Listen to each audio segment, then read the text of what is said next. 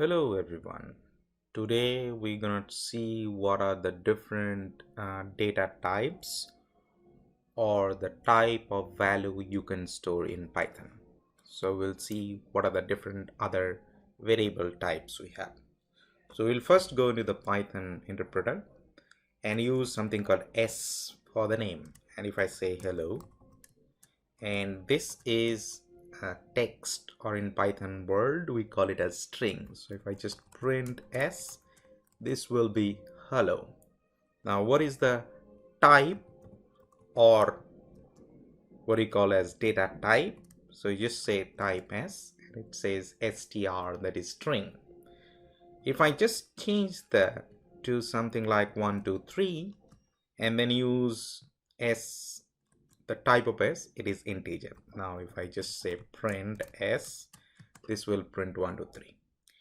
If I now change it to something like, let's say 20.55 and then it becomes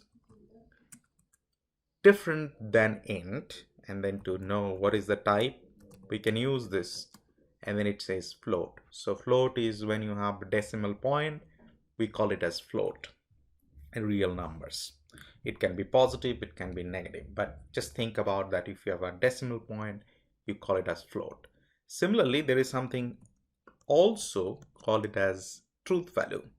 Either it is true or it is false. So if I say S equals to true and then I say print S, it shows true, but it is not string. And remember that in string we need to put it under double quote or single quote, and to know what is the type here. So if I say S, it shows Boolean. Now you see that I have kept on using the same name S and kept on changing the type.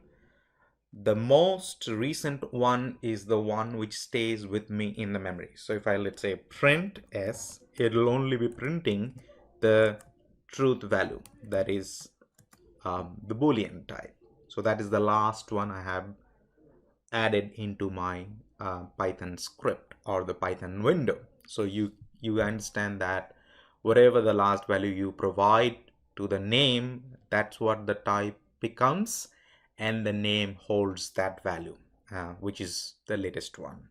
So that's how a little bit about how the different variable type looks like, and we have many other different variables. We are not going into that, but these are the basic ones you need for calculation purposes.